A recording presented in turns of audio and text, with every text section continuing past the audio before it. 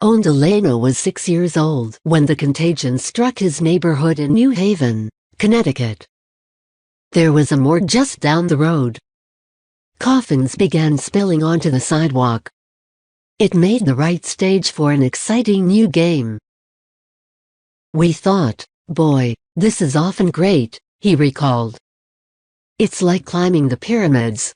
Then at some point, I slipped and broke my nose on one among the coffins.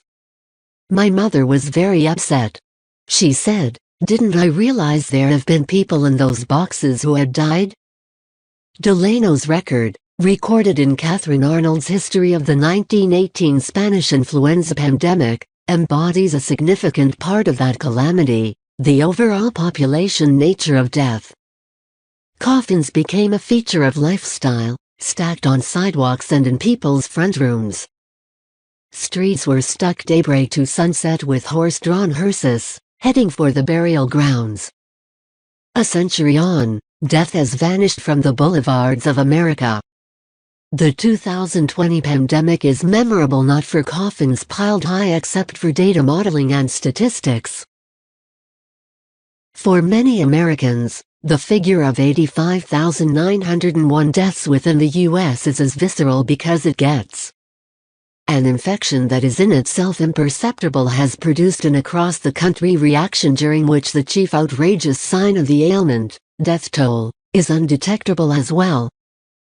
You can't play coffin pyramids when funerals are transferred their to great resting place within the cyber sky, Zoom. "We hear and mention death all the time, but we aren't seeing anything," said Megan Levine, a psychotherapist and grief educator in Portland, Oregon. "We know the statistics, but are we letting that number, the load of all that lost humanity, in?" In the absence of the physical rituals related to grieving, Levine said, even loved ones who succumb become invisible.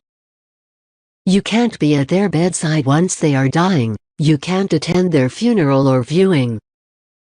They only vanish. That deepens the unreality of death. In any national or global emergency, the media play an outsized role in conveying extreme experiences to those that haven't any direct contact. The picture of Kim Phuc, the napalm young lady inside the Vietnam War, turned into the perceived portrayal of the contention, invigorating the harmony development. COVID-19 has yet to be framed by such a picture. Photographers have struggled to fill within the void, as they're hampered on several levels.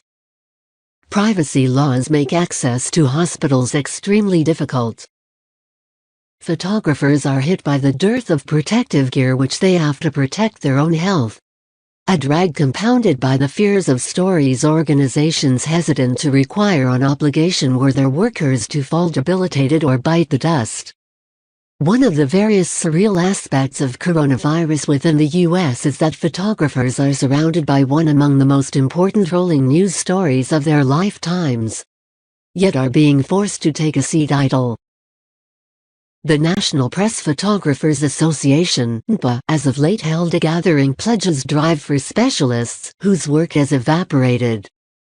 The intensity of the picture is associating individuals to others humankind, said Achille Ramses, NPA official. In any case, embarking to those photos is getting dynamically hard. And it's what we're missing with coronavirus. Rosemary Morton sees better than most the bay of imperceptibility among the real world and media delineation. She wears two hats. She could also be a nurse working in operating rooms, also as a knowledgeable photographer. Morton said the blend of protection laws, oversight by social insurance organizations, risk fears, and PPE deficiencies has implied that news outlets are just transmitting to the general open a fragment of the force of the current fiasco. There are many sides of this story that we don't get to ascertain, she said, and the pictures that reach the general public are very limited. Best case scenario, Morton thinks the general lack of media pictures is adding to across-the-board withdrawal. Individuals aren't concentrating on security rules for them and for other people, she said.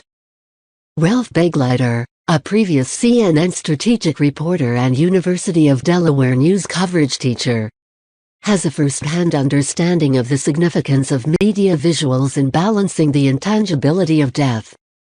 In 2005, he assumed a focal job in convincing the Pentagon, under danger of activity, to discharge photos, people, warriors returning from the wars in Iraq and Afghanistan in banner-hung military coffins. I think those images did make a difference. Americans weren't seeing them, he said. There are a variety of searing images that have emerged from the COVID-19 crisis, like the haunting pictures of refrigerated trucks parked outside hospitals, expecting body bags. Another memorable shot was of mass graves being dug on New York's Hart Island. The New York local department swiftly confiscated the drone to snatch it. However, Begleiter fears that the main part of these amazing photographs have originated from infection-blasted urban focuses, Nye, Washington, Chicago, Seattle, as against the farming heartlands presently feeling the brunt of the pandemic. If ordinary citizens don't see it in their everyday lives, then they begin to think, this isn't my problem, it's other people's problem, and that's what's happening now in rural America. He said. The invisibility of the crisis within the U.S. heartlands is aggravated by the concentration of deaths in locations distant from the lived experience of most Americans. Hospitals aside, the complete hurricane blast of the pandemic is being felt in 3 places, all of which are largely or totally out of bounds to the public. Nursing homes, jails which have a high extent of African American detainees, and meatpacking plants that utilize to a great extent trench and Latino workforces.